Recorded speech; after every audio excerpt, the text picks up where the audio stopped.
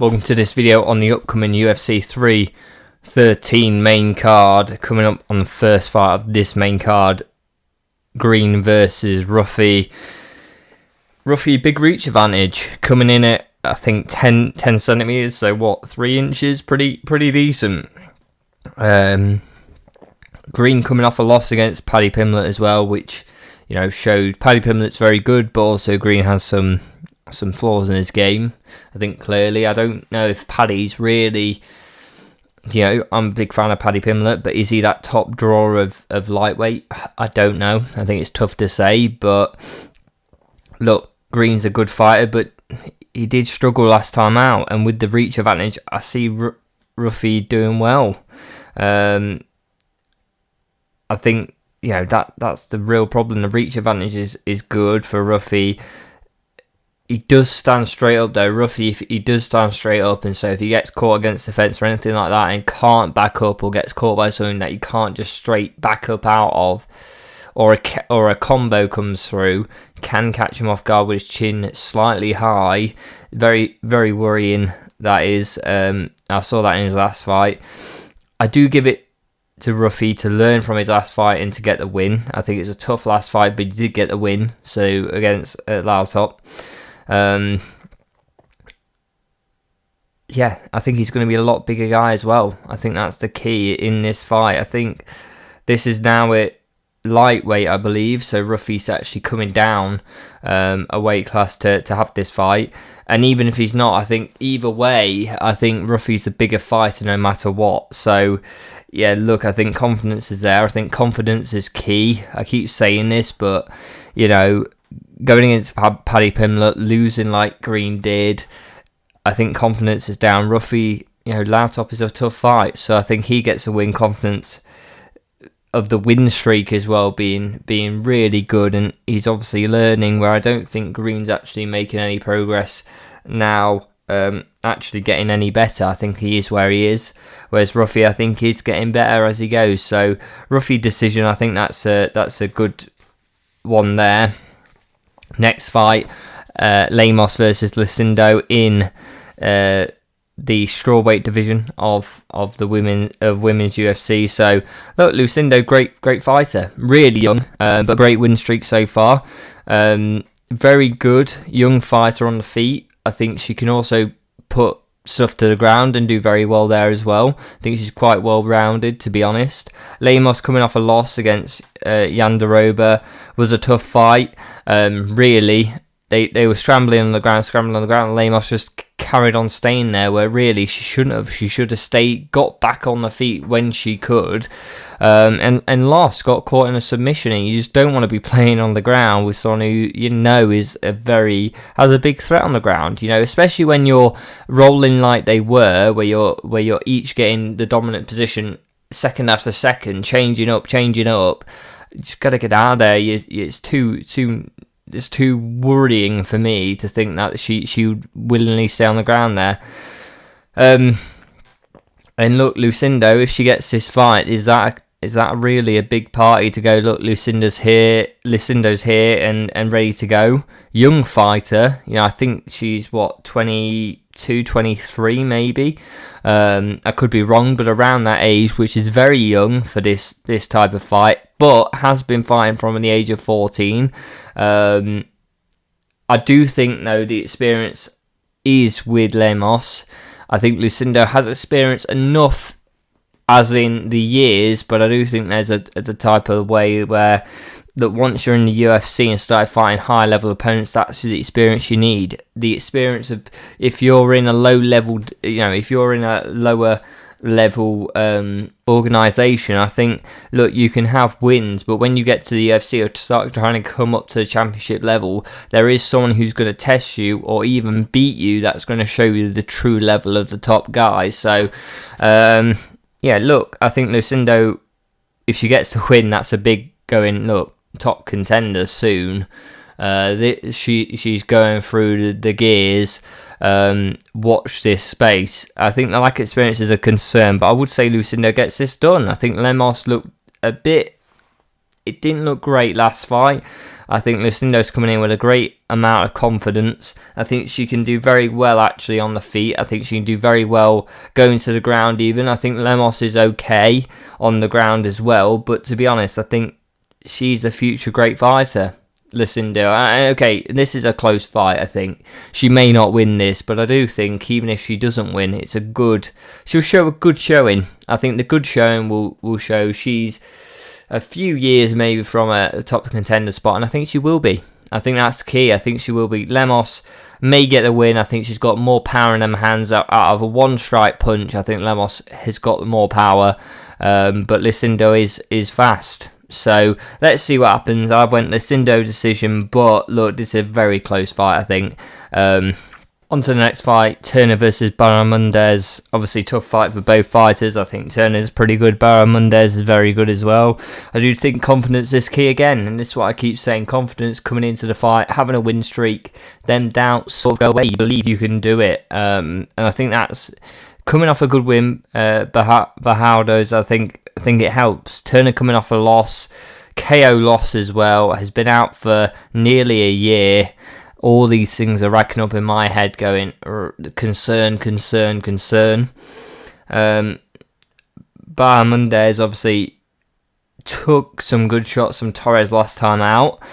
Looked like he was getting beaten. Torres is a very fast starter as well, but actually started coming back into it, and then some great counters, a little bit of head movement, bang, right hand, knocked him down, and again, same movement, bang, knocked him down a second time, and then got the win. Incredible against a fast starter. To beat a fast starter like Torres in that round, I think that's incredible. I think that's a great fight, and I think a great thing to show. I think it shows people that, look, he's here to win. He can win. The counters are incredible. The power is there, even off them counters. And he catches people so well. You know, I think he caught Torres, who was a great fighter twice, clean. And I think that's perfect. I think exactly what you need against a Turner. I think Turner's got a reach advantage, maybe, but it's smaller than I think it would need to be to make a real big difference. Because I think Barramundez is very good. I think he can weather a storm, which Turner could bring, but he can get the win. I think over a 3-rounder. Look, I think he's good at weathering storms, and I think he can get the win, and I think that's a key part of being a champion. You will come against tough fighters. You've got to be able to weather a storm where someone's having success and get the win at the end of the day, and he did that against Torres. He was a very strong fighter at the first round, and he beat him. So I think that is really key. Turner's coming off a loss against Money Moicano, obviously a great fighter, but let's be known here, he's nearly had a year out after that TKO, so I think that's a struggle. I think Barramundez coming in there quicker, got a win, good KO as well against a great fighter. I think confidence is so high. I think he gets the win again. I think it's KO TKO. I think Turner has to try and turn it on. He will try to do that, but he will struggle with how Barramundez can weather the storm and come back when he does try to go for it, I think. On to the next fight, Gaethje versus Fiziev. Obviously a great fight. The real question is, how long can Gaethje's chin survive in general in terms of years and fights where his style relies on it so much. His style relies on so much that he gets hit and he stays up because he does leave himself open. But the key is his chin survives and he's able to fire back big hands.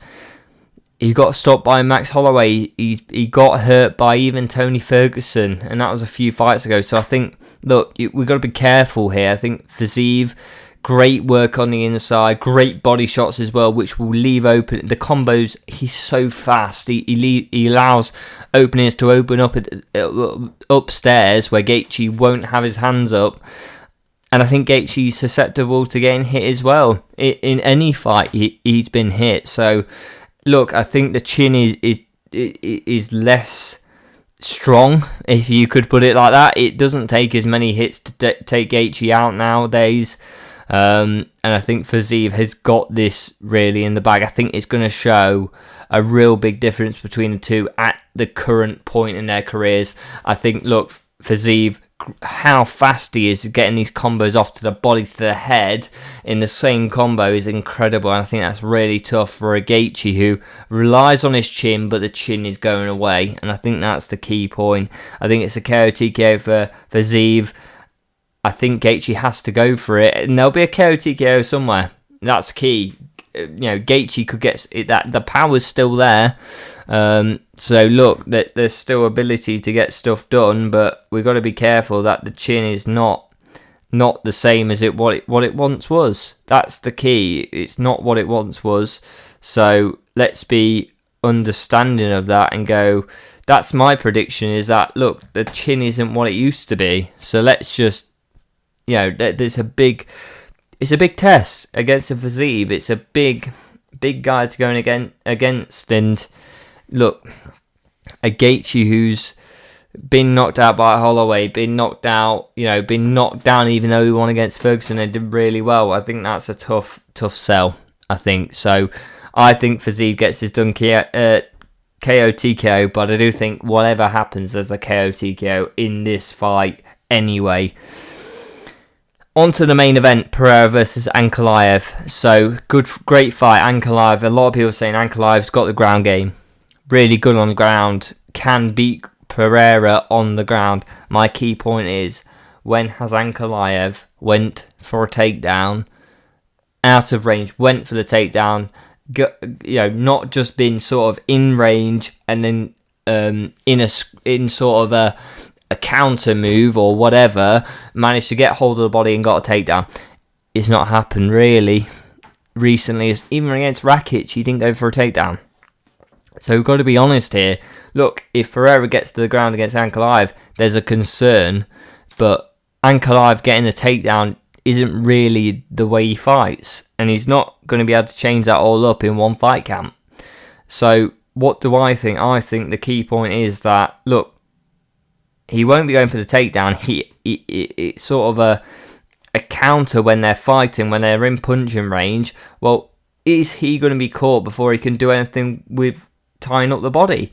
I think he will be. I think that's the truth. I think there will be a problem before he can start tying up Pereira. And Pereira's power is so good on the feet. He's so great on the feet. You stay in range with Pereira. Good luck. No one survived it.